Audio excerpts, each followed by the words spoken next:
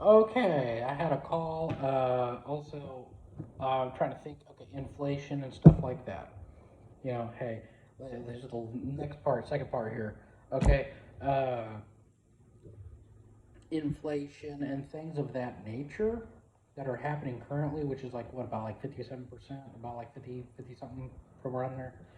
All right, so that much has gone up, but also so has rent and everything else, and that's just like I can't live here. Yeah, well, I'm not making enough, so that's kind of the deal. And so they're not making enough either, and it's just making the poor poor, and I mean literally homeless. Excuse me. You want to go to high school? Yeah, you can. You want to go to college? You have to pay X amount of money. That's double zeros, triple zeros. Oh, okay, no shit. But yeah, they used to be skyrocketing high. Yeah. So the whole thing with that, I want to say, was just ridiculous amount of charging people, anyways. I feel like they should have been held accountable for their actions, colleges, uh, and teachers at the same time. I feel like they all should have been held accountable. And I know if I know Texas, Texas don't do shit about any business owner that has lawyers and stuff of that nature because they just don't do shit when it comes to that. They will defend. I gotta say that's like the only thing that really pees me off about Texas. They will defend the business owner. You don't have a business, and you don't have good standing with it. You suck, right? All right, and you have less credibility than the rest of anybody else. I feel like in any state or standard that if they're going to even try or attempt that they should have something to stand on. And you know what I feel like they should have to stand on? Tax exempt. I feel like each and every single poor person should be tax exempt. 100%. They don't do taxes. Then it would literally give and only have people in the middle class and the high class to bitch about something, right? I mean, don't give it to us, give it to them. Is the majority of the people poor people? Technically, yeah. But if you leverage it, you're not going to be taxed. Make it to where the majority of people are not taxed, but they are. It's just common sense to me. Raise up the taxes on their end, not us, because we're the ones trying to help and we're the ones paying. But at the same time, why not make them pay? I mean, to be completely honest, why not make them pay? Wouldn't they get more money anyways? If you're okay, let's use it as a funnel. This is my theory, my thoughts, and how the plan works. Use it as a funnel. If you tax exempt everybody who's not a business owner, right? And even if they're a small business owner, they're tax exempt to that point. Certain organizations already are tax exempt, but I'm also talking about franchise taxed exempt, regardless of what IRS says. I feel like that should be something, right, that all poor people get because where does it all ultimately go? It goes to a place, right? We're going to say it like this because it's true. It goes to a place that makes more money. And who is that? That is anywhere between the mid class to the high class. To a grocery store, literally over there, that's making money every single day. I'm serious. That right there, just that, is like a mid class. And it pours money into it. Why would everybody else need to be taxed if they themselves get taxed to an extent that matters? And then you would have higher grades be taxed, because it makes so much more sense that way. You wouldn't tax somebody who doesn't get money. Otherwise, you're just making them poorer. You're making them to where they are hurt, kicked, and maybe not even able to give you any more money. The idea is to make it to where they go to the mid class, to where they can actually flourish. You kick it off like a baby. That's how you start things. You start things off with a baby, right? And then you go to mid class, and mid class actually gets taxed as people are getting taxed now. And then you would go over there to a higher grade. And a higher grade, right? What does the higher grade do? they get a higher tax bracket. But not only that, they get a lot more. Now, what would be the base population based on that if they went over there? So billionaires wouldn't be billionaires as much, right? You would think, but there's a big catch. They would actually be fine. So you would think that, we think I can handle it, but they really can. My goodness, they're fine. So I feel like everybody who's poor, tax exempt. A certain bracket, was it about like 30 to 40 you make every year? I think it was 30, 32 for poor, and it's tax exempt. Anything going up above that is mid class. I think it was 32 to 40. I can't quite remember, but I remember looking at it one time and I remember 30 or 40. So mid class going up there, and I think they go from like that to 100K, and then we're going to, the high one, right? Billions or millions of dollars coming in, currency, crazy foreign country money, things pouring in from different countries, and I feel like they should be taxed quite a bit. I mean, just to be fair. So that's my theory based on all of that. What should and should not be and how things could be. And I feel that even Social Security, now here's the catch, Social Security, right, needs to be more lenient in states, even though, like Texas themselves do not like them. They still, even if they have a grudge against them, don't need to be a grudge back to other people. Right? I mean, I noticed the difference between going over there to, I've noticed the difference going over there to like, where's that one over there? Oregon, and then Democratic states. I just want to say that. Democratic states. I've noticed the difference and how theirs are treated. And I want to just go ahead and say that right there is extremely vital. I feel like that should be in Texas, because Texas sucks when it comes to HR office and being nice and everything else. They really do suck about that. They don't have Texas hospitality. Bunch of bullshit, right? The only way you can get Texas hospitality, right, in my brain, is whenever you are designated within a course of business. Business. That's it. That's all it is. Do you have a business? No. Fuck you. Yeah. It's like, you piss off, peasant. Yeah. It's like, oh, you have money? Oh, you poor and you got money? Yeah, come this way. It's like, oh yeah, but we're this high. It's like, oh, you said this, or like, I already paid for this. I was like, oh, I'm sorry, we don't do refunds. Yeah, that's Texas. It sucks. And really, this isn't slander. This is just facts. It sucks. Um, Even going to a higher town, okay, because I've been to Dallas. All right, there's just an extremely ridiculous amount, and even Abilene, by the way, of horrible HR, horrible city control, horrible just management in general. I don't like those managements, and I like the fact of the other ones going. Do I agree with how the spending went? No. I mean, throw money at it? No, I wouldn't do that. But I would at least understand that there is a huge and significant difference, even if it came over there to a person in the wheelchair. Right? There is a significant difference. I want you to understand that, yeah, he's doing it for a noble cause here in Texas, and I appreciate what he's doing at the border, okay? But next to anything else, I really haven't seen anything else come up, gotta say. Anything else comes up, it's just like, you can adapt.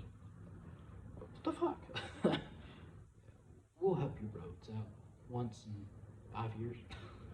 What the fuck?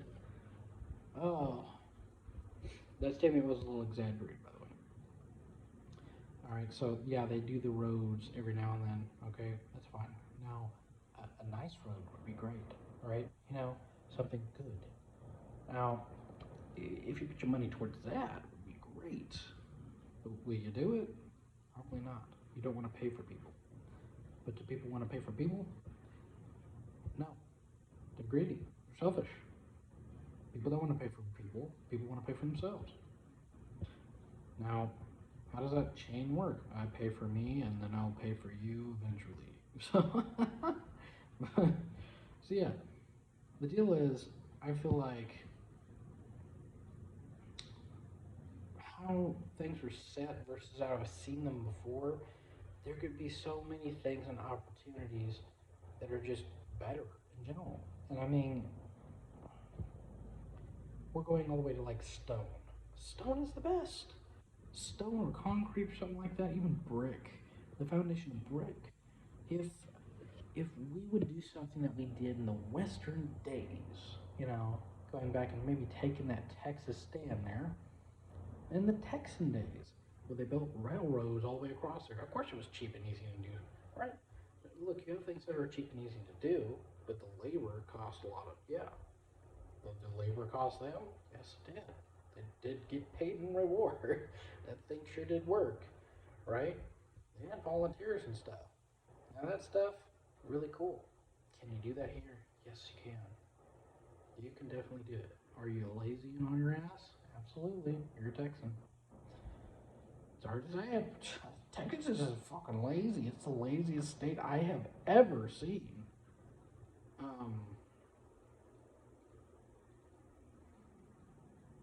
When it comes to an HR office, it's just a lazy place. When it comes to physical fitness, it's just a lazy place. And I'm kind of pondering, why is it so lazy down here? Why is there so many problems? Why is there people that just don't want to do things? Why is there inactivity? And I kind of look at it and I'm like, well, Texas has a big problem with entertainment. Texas has a big problem with, people going out. Texas has a big problem with events in general. Do I believe that every single area has those? No, not at all. I believe that the most population that you do have need to have those events, because it's not just a helpful thing. It's like a gathering, a social gathering. And it's even better because you have a park full of people where you have something else going on. It's really good. It's extremely good. I feel like they hit on at that whenever you're up there up north. That's why I feel that people are so lazy down here, is because they don't have anything to do. They're depressed. They go home. They're like, I got a video game. Want to play? Right? I feel like that is the biggest problem, is because they don't have something like a pool to swim around in like almost 24 hours, right? Instead, they have to go to the tippy top of the hill just to go for it. And I feel like your places that are placed for these are also inconvenient. They're just not convenient. Unconvenient. That's the word I was looking for. Unconvenient. And I mean, look how Eastland's put. You have to go to the very tippy top of the hill. The tippy top of the hill to go, and then you have to pay. Like, why the fuck do I have to pay? It's a pole. Alright? Yeah, it's a pole. Do I believe it should be tax exempt? Yes. Do I believe things of that nature need to be having any sort of cash flow? No. I feel like something like that would exercise, would help, would make people grow. I feel like the states should pay for that. Just how they did that up there. That would be extremely cool. I feel like the states should pay for it, and the states should make it to where it's actually in a good location. That made so much more sense to me. Why don't they just do the same thing they did? Why don't they just do that? Why don't the states actually just take what they need to? Okay, yeah, something came up there for a second. Why don't the states actually take what they need to, right, and use it for a fundamental purpose that actually works? Like, okay, let's say, for shits and giggles, right, bring back trains where you can ride them from like Cisco to Eastland, and across there. Bring back those. I mean, yeah, you gotta pay, but I mean, man, you you get like lunch on there and stuff like that. That would be so cool. Nowadays you would definitely have like a lot of what's it? You would have a lot of oh man, I can't even think of that. That's called security. You'd have so many cool things, so many options, so much cool stuff you could do. I mean, it's like making a compartment full of different compartments, right? And that's the thing. That's how you would open up a little box, was a jewelry box, and you'd figure out where everything is. You know, find your spectacles. So the deal is, without having that type of spending at least in this, which I still feel like should be a state type spending. Now, does the state get paid from the federal government? I have no idea, but I'd like to imagine they do, right? So I feel like the federal government through the state should pay for it. In other words, funding through federal government giving to the state to make places better for people. It's something that I wholeheartedly believe in because I've seen so many people up there. I've seen so many wonderful things they've done and were created. And it's like coming to a Comic-Con. it really is. It's just that was the massive amount of people. And having these rules that you have about like in these cities and towns that are supposedly supposed to keep people safe are actually limiting our abilities to actually go and converse with people. And now there's some other people out there and they're just subjecting themselves to riding around the back roads for drugs, pretty much, which is bad. I mean, they may have legalized it, but I still see it as bad. I'm one against it anyways. I don't like drugs. Do I believe certain drugs help you? Yes. Do I believe other drugs do not help you? Absolutely. Do I believe there is a misuse of drugs? Absolutely. Do I think drugs can kill you? Yes, of course. Drugs can kill you. Now, here's the deal. Putting it into the bigger thing, we need public accessibility. This has just been a roundabout way of saying don't fence off public places. Don't fence off parks. Don't fence off things like that. I mean, unless you're just going to have a guy there or something that you have to swipe a card to get in, right? And you have membership. I don't know. But I feel like the state should pay for it, and the property, the tax, and everything. I feel like it should also be tax exempt, regardless. But I feel like all they need to pay for is like maybe a tax, tax franchise tax if they need to. But I feel like it should be a federal government type. Still, for the whole use of being recreational and hitting a wider audience. At the same time, it really does. If you think about it. Goes across, goes over there. I feel like it's a great plan. It's extremely cool. I feel like Texas should do it. But why won't they do it? Hard asses, old hard asses, hearts in the wrong place. They don't give a fuck about young people. Right? I mean, if they gave a fuck about young people, why don't they do that? I mean, if they gave a fuck about young people or how the money is spent, why the fuck are they not making it free at that point? It's just common sense to me. Like, it comes from the government, it goes right here, who should pay for it? Using our tax money should be our state. I feel like our state, Texas, should pay for it. That's how I believe. I believe that Texas should pay for it, and this should go for anybody. It should be free for accessibility of everybody and anybody. I also believe that nonprofits can pitch in as partnership for it, in any way or any category. As in, like, okay, here's your loot stand. Okay. I feel like that would be great. And having someone there would be just cool to say, hi, how's it going? That would be so cool. I have so many ideas, so many cool things. I don't know how to get this across to people, but this is a way that I know how to talk, is through the phone, like this. This is me because I'm an introvert.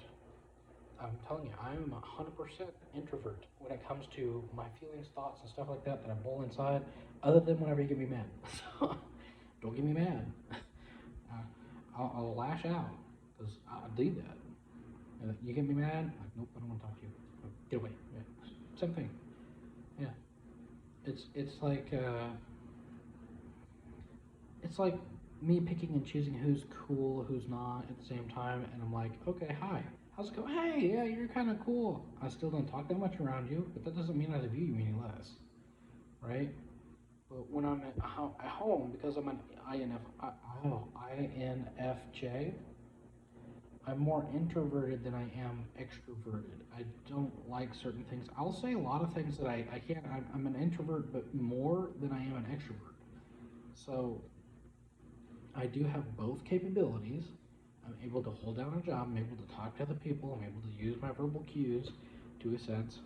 At the same time, a little bit of autism hurts. A little autistic. Social cues I don't pick up on that well. When it comes to observant, I'm like, yeah, okay, they looked at me strange. I don't know what it is, but they looked at me strange. And in reality, someone will say something else, and then I'll be like, oh, that's what they're doing, right? So it's like something like that. And then when it comes to verbal cues of like, oh yeah, I got this. I'm like, okay, you got what? What do you got? And I don't pick up what they're doing. Like I don't put two and two together. Like, oh, okay, yeah, he picked up the trash. You know, that's just something like that. And I'm like, oh yeah, okay, yeah. Like earlier today, I said, oh, and then they took it as they thought that I said no, and I'm like, no, that's not what I said. See, it's stuff like that, and it's mishearing, but it's also, I believe that's called mind warping. And of course, this, lady, I like to say she's a little older, a little older, harder to hear. And, I can't necessarily blame, I can't say anything because I'm a little tone deaf as well. But I can hear women more than I can hear men. I will say that. The more gravelly you are, the more harder it is for me to hear you. The more mumbly you are, it's harder for me to hear you. If I ask, like, what'd you say? I'm like, are you deaf? I'm like, tone deaf. A little bit. Certain cues I just don't pick up on. But it's also just, that's a little factor right there that I just don't, I don't hit all those pieces. I can hold a normal conversation pretty well, and that's a cool key fact.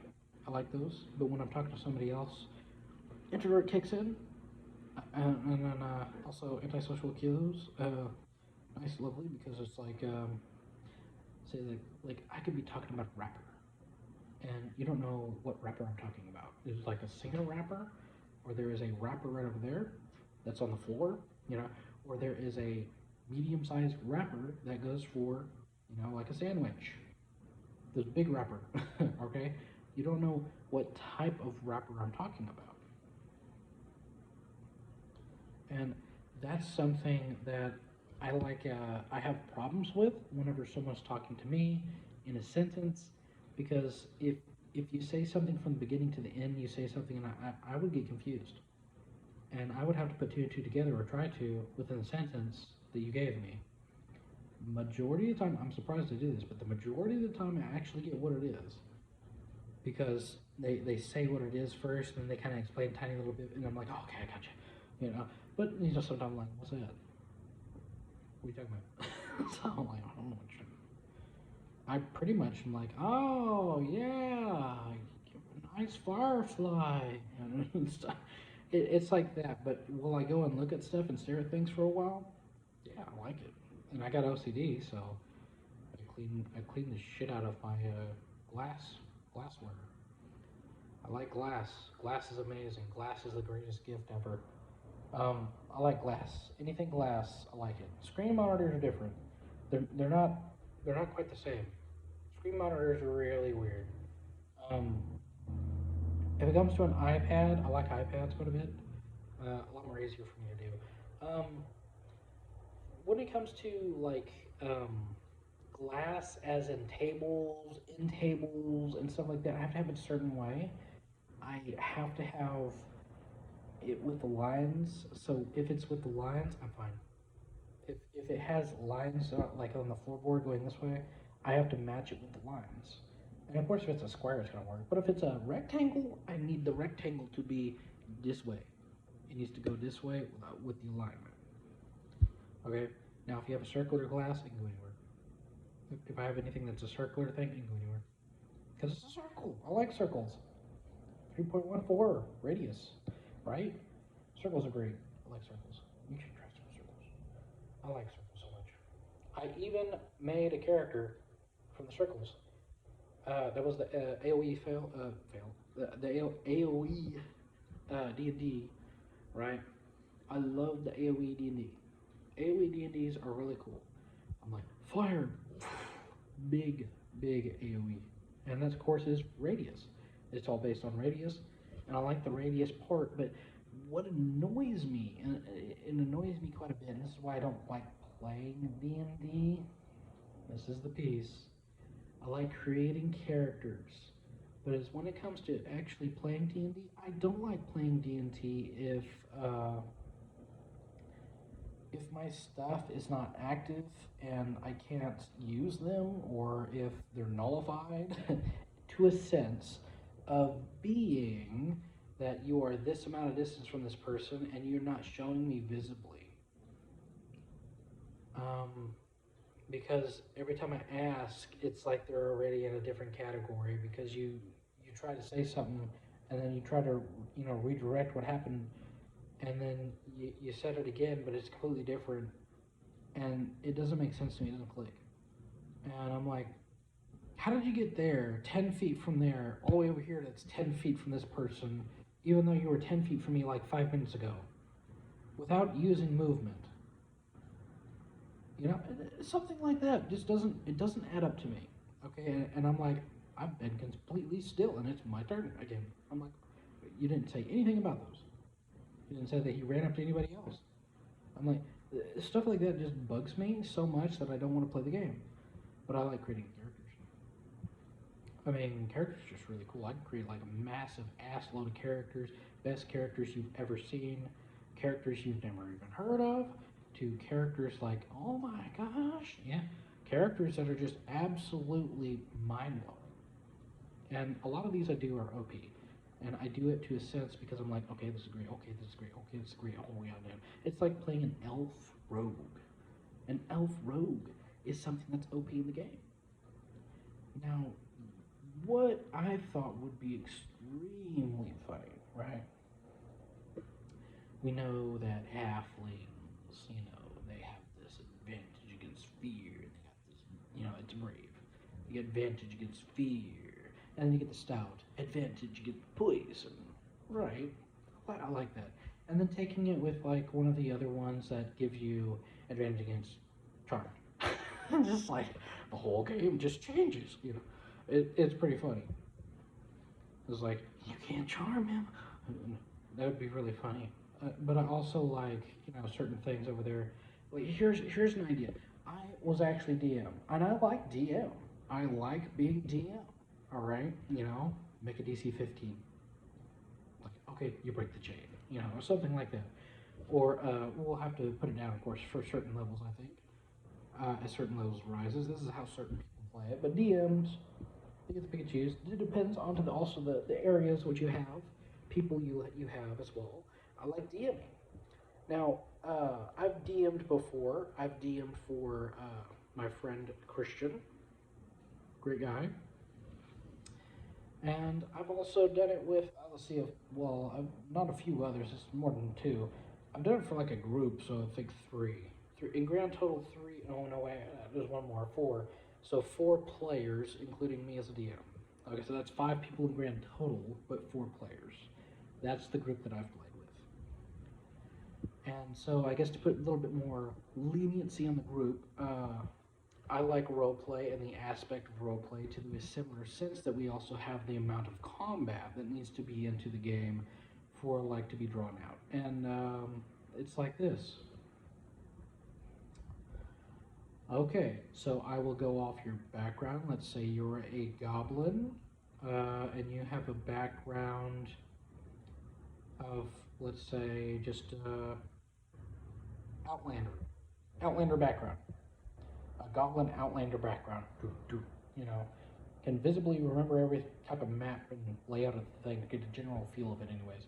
All right, goes out there, and then they're like, oh, you know. You walk out, because this would be like something of, how do you put it, gladiator type feel, there we go. The arena in Gladiator. So we got to put that into the aspect because he was smuggled, taken over there, put in there like a slave, okay? He's a goblin. And usually people like to bully smaller things or just don't like him in general, or that you know, they have a grudge against people who steal stuff. If he's a thief. So he could have been accused for the wrong thing. Alright, like, you know, a gladiator was. Alright, so anyways, going over there, putting it into the context, you feel a bag over your head. Or maybe we should put it into a little bit more detail. You're not quite sure what you see, but you feel a similar texture of a bag. You can see tiny little shades of light piercing through, but you have no idea where you are, and it feels a little bit dry, and the heat is pouring in. You're walking from what feels to be sand, and you can hear a crowd cheering and a roar of an unknown creature from somewhat of a distance away, as the guard undoes the bag on your head and takes it off. Make a perception check. I was like, you're literally from something into darkish to going out there into a light. You need to figure out what's around your surroundings.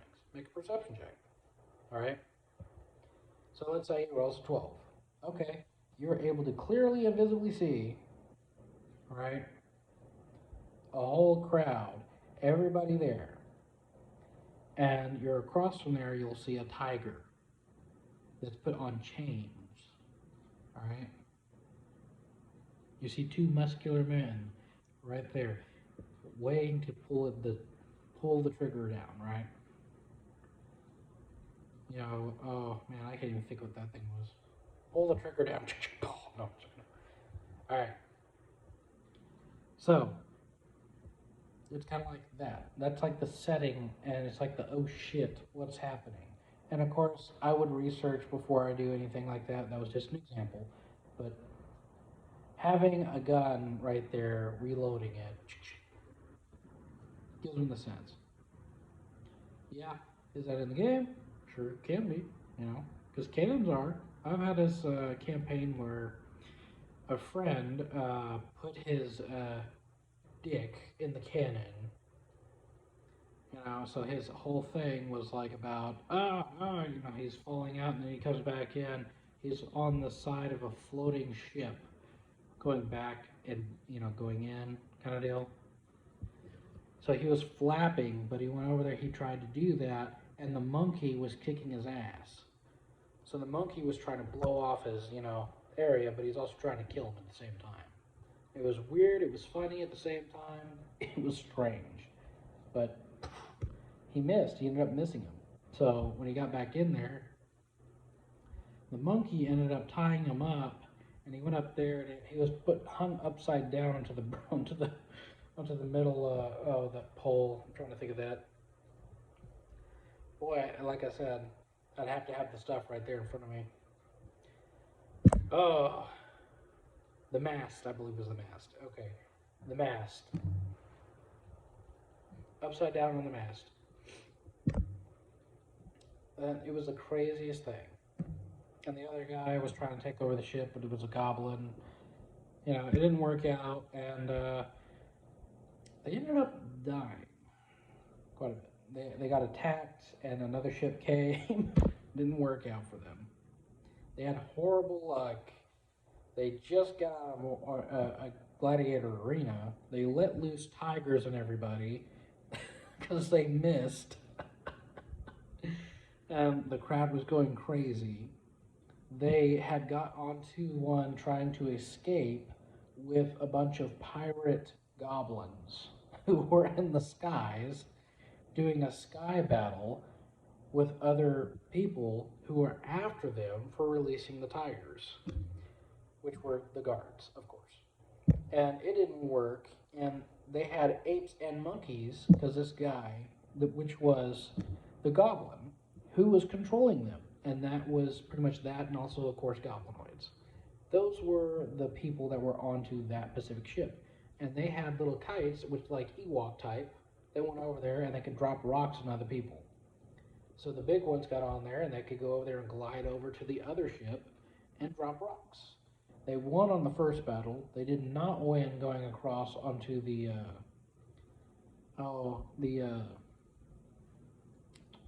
mountains. There was cliffs there. They hit too close to the cliffs. We ended it before we could go any further, and a few of them, you know, never did come back, of course. And that's whenever you end the game. So whenever that happened, they hit there and they broke the side of the ship. They're going to go down. They hit the top. You know, all that stuff is falling down, shattering, and so they're slowly going down. And there's almost nothing they can do. And Christian being an ass, gonna cast levitate on himself. Doesn't know how high he is, so I'm almost 100% sure he's gonna fall to his death, and including the rest. I mean, if they saw what was going on, he maybe could have got his friends, but he didn't care about his friends. And it was their next to second time playing D&D. It was funny. It was pretty messed up though because he had to make a check to escape the influence of the goblin because he was just wanting him. So it was funny. He showed intelligence 1, and it was funny because he wanted him like the second type of captain coming up, but at the same time they screwed up and he wanted to go ahead and take over being captain and just kill the guy. It just didn't work. So it was completely messed up. And also monkeys on the ship, and the other character trying to do that outside just completely blew the whole thing. And the other guy was next to doing nothing but staring out in the distance, looking and rolling a nat 1, and then got hit in the face with poo. Monkey poo. It was awful because it was during the fight. He was looking off. He was like, I think I see. It was nasty. He just ended up fighting the monkeys as well. So that's what ended up happening. And then, when the apes came out, they were just like, and then they ended up dying because they were too heavy. They got on the other ship. They all fell down. They pretty much got on the ship. They dropped the bombs, they dropped the stones. They head over there to the other ship. They got on there. They started pummeling people, but at the same time they died. It didn't matter, but they did take out the ship. They got win. So then they lost all their hard workers and everybody that could actually hold down the ship first off and repair it. And next, the monkeys were just almost nothing. And no help. They were just gliders. They were support for gliding. And then they swing poo and did like a 1d4 damage of a slap damage, and that's about it. So that was their whole thing, and that was the characters, and they kind of screwed up the whole game with with that. It was just super funny though. The next campaign I did was just with Christian. This one was very laid out. I had a map. I actually had multiple maps, and it was great. He had a town. He had an elf dad. He had an elf mom. They were 100% like equality type. There was a guild not too far off. There was you had the monk who kind of was like a caretaker at the same time with a hotel. All right, and he had his own stuff down there. What was so special about his family was, artificers. He was selling energy drinks. That's what they were doing. They were selling energy drinks to the town. And there's some places that he went to, and there's, even a place that did ice cream. I figured it wasn't too hard to do. And it was like, okay, somebody invented ice cream in a small town. So that was kind of what happened. That was in the corner, and it was great. Now there's the tavern right across from there, and that's where people go for their information and stuff like that. So he also has schematics, which is cool. So he's able to sell schematics to the Wizard College. Now, you have a Wizard College and stuff like that, and it's cool, but you have a main part where the town will put all their money into, and so there's not like a hierarchy type king in this area. This place is governed by its own places. It's governed by its own finances. And its own finances pretty much are like, okay, we're going to put it up here and give it back to the people. So it's essentially how our system is supposed to work. Now, this is strange because up there it's meant to go for poor people. That's literally what it's for. It's meant to come back to the poor people who really need it. It's like a social security almost, in a sense. So it goes up there to the top. If you need something, you go up there. Because people and the business owners contribute quite a bit to this.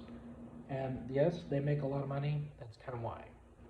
So there's a lot of thought into this. Not only that, but there is some individuals in this area that we call like a council that would get together, not for mischievous purposes.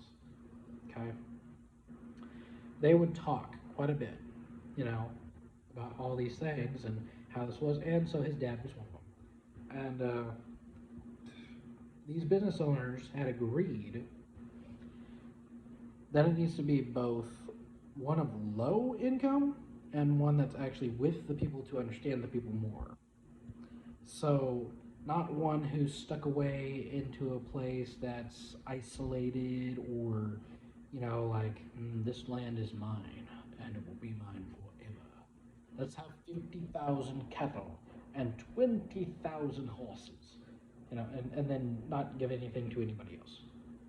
Okay, it just doesn't make sense. So I'm like, oh, okay, these people are going to do it completely different, and they're going to have the imagination of what I would like to believe. So it's kind of thing. I implement what I put into it. So what ended up happening was that he's selling drinks. He has his own cart, by the way. And it's the greatest thing.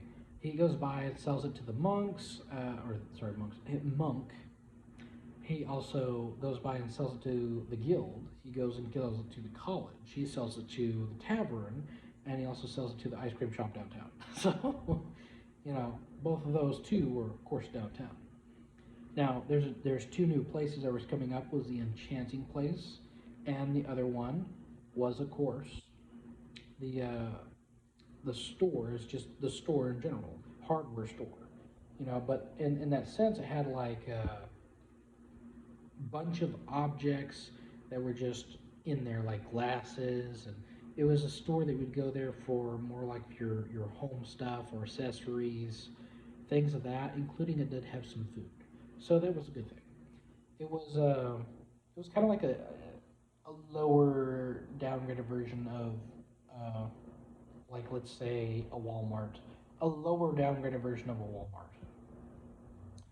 I'll say a lot lower downgraded version of a Walmart. Even the small Walmarts are pretty cool, so a lot lower. So that's pretty much what he was.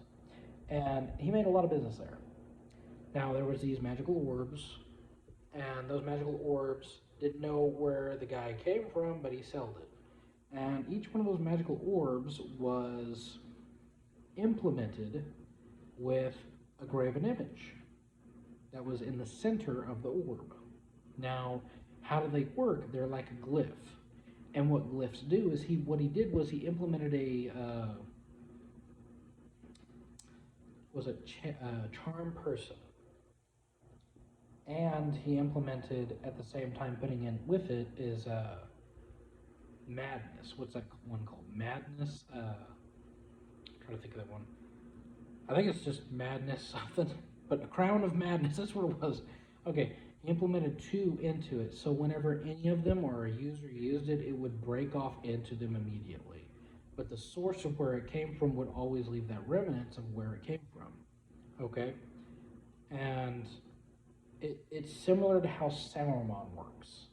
So when you look into the orb will give you the person who it came from through a feel of an Arcana check, right? So you would have to do a feeling type, and you'd have to have some sort of magical means in order to meet that means, right? And which he was, because he was a bard. All right. So he ended up tracing it back to a lich, who put glyphs into it. He controlled people, and he took over an Eldritch Knight, which attacked them in the cellar, with the monk. So he was with the monk, and they had to, beat him up.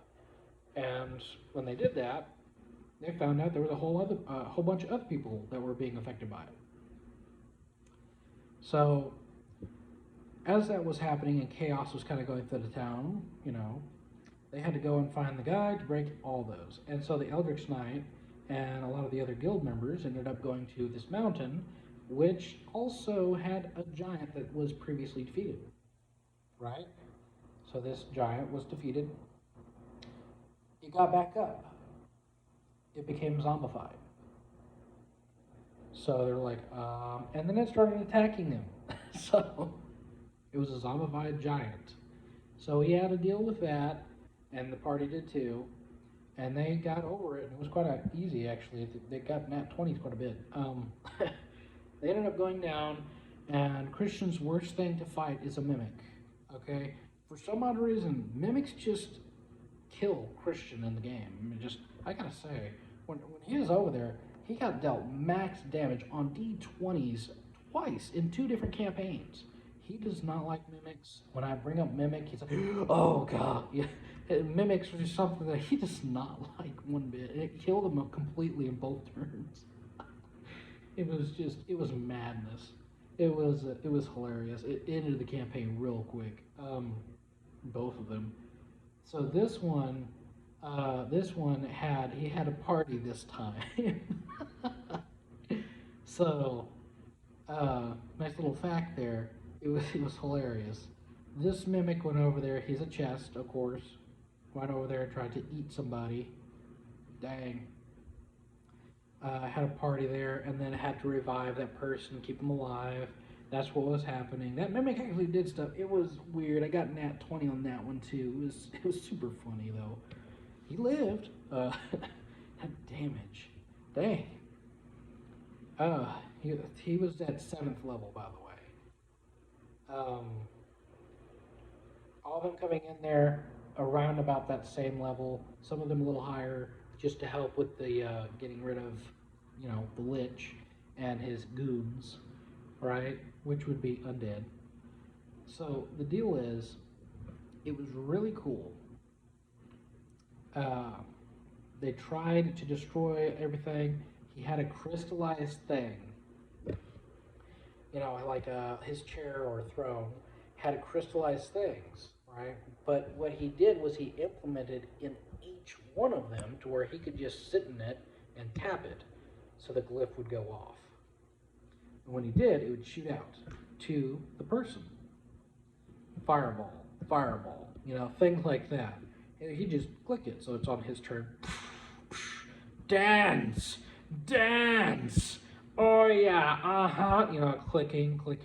Something like that would go off, or like things of that nature. So his party was having a really hard time, but what he ended up doing was getting behind it, and he kind of was a little bit of a rogue, I'll say, like commando rogue, and went over there and hit him and got a nat 20, got him off the throne. Matter of fact, he also hit a few glyphs and targeted him, so it was pretty funny. Now, how that character went out was kind of like, it was like, but I didn't do anything wrong, you know. And he knows very well what he did wrong. So he's an awful character, but a great character at the same time. Now, the one that he really loves, and in any story, because he's the most lovable character, is a character that I named Whizpop. He is a wizard. He's a chaotic wizard, right? He does a lot of weird shenanigans. He is one of my favorite characters in Flat Out in general. He's an old man. He's like, I see what you're doing. And he smacks you with a 1d4, quarterstaff. You know, it's something like that. And then, or he would cast something like Ice Storm. You know, something that ends up happening is just like, you know, or, you know, because he's a high level, and he is meant to be that way. He even has a son named Whizpop, but they're spelled differently. So, it's funny. His son is a sorcerer, though. So, his dad is a full-blown wizard, and his son is a full-blown sorcerer. And so that's what makes it really funny. Both chaotic, you know, they're both like, oh, yes, it doesn't really matter. So it's hilarious. And Whizpop is one of those characters that's extremely lovable. And I absolutely love Whizpop. Whizpop, was it Meteors from the Sky that he did it to? Oh my goodness, that was funny. He ended up blowing up some of the other places, like the trees and stuff, and he's like, oh, you know, because he just like, did I do that? Didn't remember doing it. That was one of his faults, you know, like flaws, that's what it is. His flaws is when he casts a spell, he has a chance of not remembering what he just did. He's old. But does he even happen when he's young? It's like a magic fluke. But to him, it's like, how did that happen? it's like you did that. It was like, no, I didn't. It's like he has no idea. It's like you show it to him like a replay, and he's like, huh? So his chance is like a percentile chance, and the percentile is 100. Okay. You have to make at least the 90 to 100. The 90 going up to 100. Okay, there we go. The 90 going up to 100. There's something on the screen, by the way. I was like, oops. All right. So when he does that, and he hits that 10% chance, right? He won't remember. I'm like, oh, you know, like I was just standing here. So he doesn't even know how he kills some of the enemies sometimes, or how he sets things ablaze. And the best part about that, right, is if he casts like a bonus action to teleport, let's say, he teleports a distance, he still has a chance of not remembering why he did that. He will still have the intent, though, when it comes to an enemy that he can clearly see, right, that's trying to harm him, or has a blade drawn, or even casting a spell. He can remember quite well immediately and recalls that he is supposed to attack this person, but does not know the spell he cast. It's the same thing with another spell actually in those that does a similar thing. So yeah, it's like you know what you did, and then you don't know what you did, and then after you did it, then you realize that you maybe shouldn't have done it. Something like that. So, yeah. So that was my whole thing, my whole experience with a lot of those. Well, I'd say that's the majority of my experience. when it comes to like leveling out characters or stuff like that, a lot of the times I'll ask the players because a lot of my interactions just come from player to DM. So what you have here, and it's weird because I feel more comfortable that way. I feel less comfortable being a player in the game, but I like creating character sheets. So, I mean, if I did play a character, I would like my abilities to be used and not to be canceled out or just nullified completely or have no advantage in something that I'm proficient in. I didn't see and understand that. So, the reason why I'm saying this is because I had one instance where I had a different DM and I had Nimble. Okay, my Nimble did not work. My Nimble did not work, and I was like a halfling lifelink. I'm supposed to hide. Like there's also this other. I'm supposed to hide. Even if I'm lightly obscured, and it never happened. I've never had that experience throughout the entire campaign, and that ability was never used. And I'm like, I mean, when do I get to use this? So I went all the way up to 7th level, and I pretty much just stopped playing it at that point. You're just not gonna let me use my abilities. And then I had another DM that tried to tell me that I couldn't use Sentinel, and I could only attack once on my turn while being a fighter at level 11. And I had to use another action surge to attack twice. And this DM didn't know the rules. I gotta say, new DM, like, well, what about my Sentinel? I mean, that just happened. I mean, I gotta have some Sentinel. It was like it's an opportunity on their turn. Like, I can fire on their turn. Like, I never got that. So that stuff bothers me to a point, and I wouldn't want my players to feel any different. So if they are playing with me, I would be like, okay, so what are you trying to do? I'm like, I'm trying to pick up this item. Okay, we'll say that's part of your movement. Okay? Because I feel like being part of your movement should mean that you should be able to pick up an item. Now, unless it's something that's kind of like, okay, casting a spell, you know, ah, you know, certain things I go lenient on, certain things I don't. If you're trying to make a deception check while you're fighting, that means you get to pretty much use your whole action to speak with, I believe, like up to 2 sentences, or more. Probably like 3. Let's go 3 sentences. Might even be a little bit more lenient depending upon what you're doing. To try to persuade them by using deception, by the way, to like, oh, it wasn't us, it was the other guy over there at the other ship that actually misfired and hit y'all. From a distance, I saw it, and so did he. And the other person, which is another player, plays along. And then, he could even be all like, yes, I saw it too. And then it would increase, by the way, somebody aiding you in that would give you advantage. That's how you get advantage in that, by the way. It's really cool how it works. Now, if you're doing a persuasion check, it would be something like, oh, okay, he's trying to persuade me. Now, persuading you would be like, I heard that there was a great restaurant downtown, and that restaurant had bacon, a lot of bacon, and I mean, best eating place ever, and it was so good, and I'd like to take you there. But you think you'd be fine with that? And then you can either have it as a casual conversation, but if you're trying to persuade somebody who's actually in what do we put that mutual grounds with you, you're probably gonna have to make a persuasion check. So, like, let's say enemy or possibly friend now, that you're commandeering to your side. Like, hey, I'm offering you some food. You think you want to come down there? Maybe just chat with us, talk with us, make a persuasion check.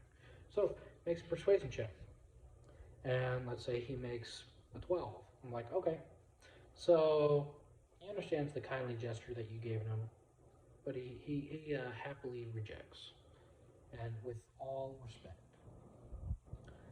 And he goes about his way, moseying along, tending to his fields. And then the other person's like, oh, okay. He's pretty much trying to commandeer him for his ship. And what he's going to do is try to be nice and humble and kind about it, give him the best stuff, just best treatment to try to butter him up to come on with him. That's the whole point of that. So, if he fails, he could essentially try again, but within a certain amount of time.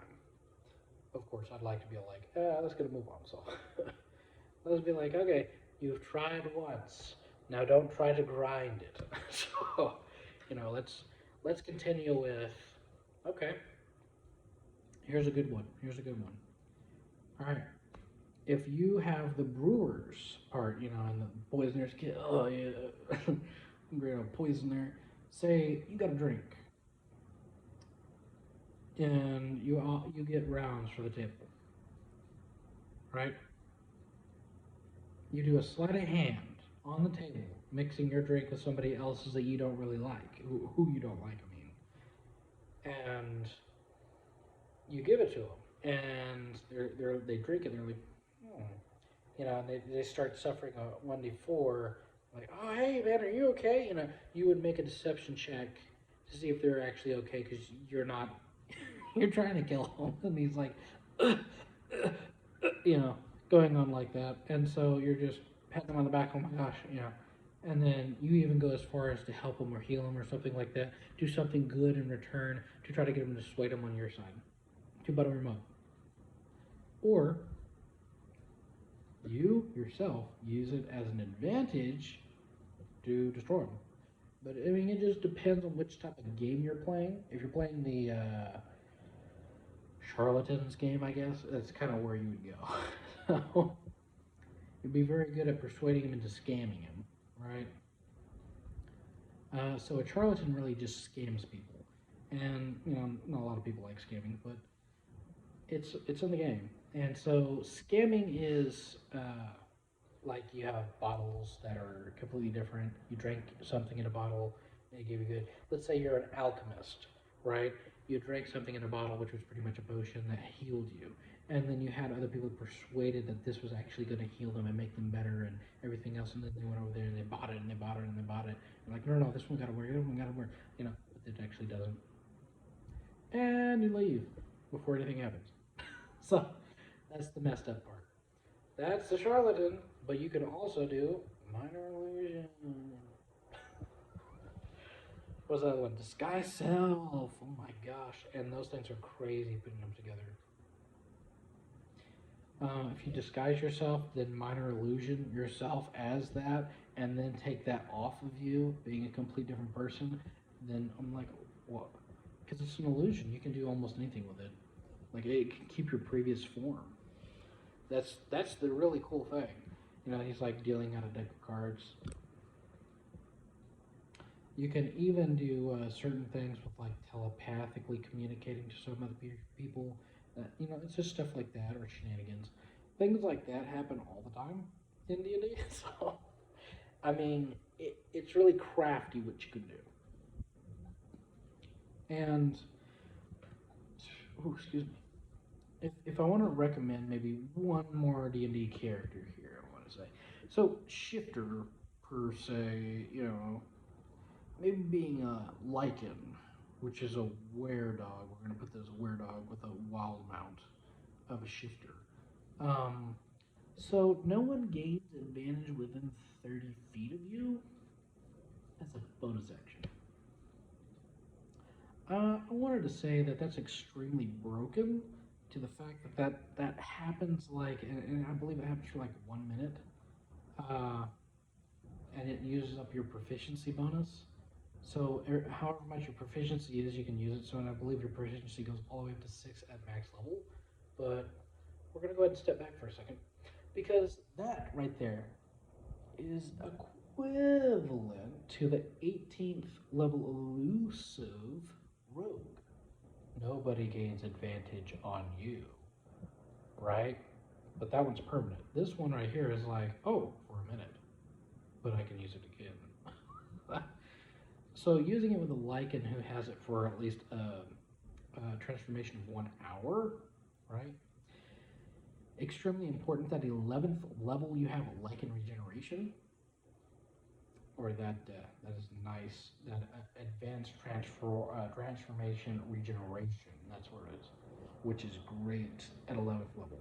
You start healing yourself up to, I believe, mid, all the way up to your midway on there. If you go and fall below anywhere between your maximum. So you start regaining health. And that's really good for somebody trying to put you down. Can't put down a bed, don't. Anyways, you take it over there. You get that really funny to use. Okay. What I thought would be extremely funny to use would be like a wizard with it. You know, because it's unarmed strikes. I mean, a wizard. You know, like, can you imagine the dog-like, you know, dog-like sitting there looking at a book? Fire! That'd be really funny. The only way I think that would really work is if you did keen mind with it, because I mean he's supposed to use his hand to get some claws and whatnot. You know, that'd be really funny though. Like, oh yeah. There is another way that you can use this too. Is I believe we're going all the way over there to the living weapon monk, who also does at least 3 attacks, by the way, for a bonus action. Crazy stuff. And it's called a wear something, but it's funny. So you can attack up to 5 times with that monk, but that's at 17th level, of course. That's the whole catch about that. Now, taking it with this guy, cool stuff. All right, I just like this. This is just amazing, I think. But you know, you want to take something, of course, like Eldritch wise, from the Eldritch, from the Warlock side, I'd like to imagine. And that piece really works well with Blood Hunter, in general. But it's really good to know that intelligence is a big part of it. And if you have something that casts with wizard type stuff, you're most likely going to use something that has that because it really helps it. And I'm just saying this out of like the love of the heart here. If you have like an arcane trickster, and this is you know like an Eldritch knight, you most likely want to use the same thing that you're using to cast it, like intelligence. You know, if you're using intelligence to cast a spell, you most likely want to use the same thing so that way you can get a bump more into it. And so things that have that nature within that are going to be extremely more potent to do. Because if you're just using intelligence while you're using strength, that's about it. You know, if you're using it with intelligence, strength, and then you have paladin, it's charisma. You know, charisma's there. All right. Charisma is one of the big things too. So I mean, if you got a big high number roll on that character, you know, like the character build, yeah, that's great. You could probably use that, and you know, like, hey, this is great. Hey, this is great. Hey, this is great. I'm putting all these in there. Okay, cool. Yep, let's keep going. I had the craziest roll the first time I played. I had 18, 18, 18, 18. It was unreal. And then I didn't know, and I had 2 16s. I had a Dragonborn fighter, a full-blown Dragonborn fighter, because we were like, okay, let's go ahead and put this out to the max at the end. Okay, you have 4 attacks. I've never played a max, but that was my first ever experience with D&D 5e being a max character. And I'm like, ooh, this is great. You know, like, extra surge. It was great. You know, I killed a beholder. Yeah. I literally critted more than 3 times with that character. I stabbed the beholder in the eyes and fell down the mountain.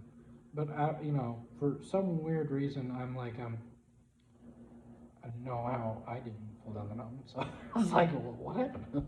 What happened to me? Yeah. I killed it by and then all of a sudden I fell with it down the mountain. I'm like, what? Didn't make sense to me. Um, but I appreciated attacking it multiple times. So I just didn't understand how I fell down the mountain with it, but I'm completely fine, and I'm back all the way up to the top all of a sudden. It just didn't make sense to me. Something like that. Maybe we should address that in like D&D and be a little real. Like the tattered cloak she was wearing in the corner. She seems a little pale. Slowly twinkling her nails. Starts to turn to you and ask you a question. Do you want to play? And it's something like that. Like, I know games. I know lots of games. Hey, you know game? Yeah, something like that. And it's like a completely different thing. It's like not good English. Which, by the way, you have to roll small. You have to roll, I mean, small. Low. You have to roll low. Low, low, low. That would be funny. All right, that's examples. I love that. I had to kick that on there. And thank you so much for watching, for listening to my ideas. All right, stay safe and God bless. Bye bye.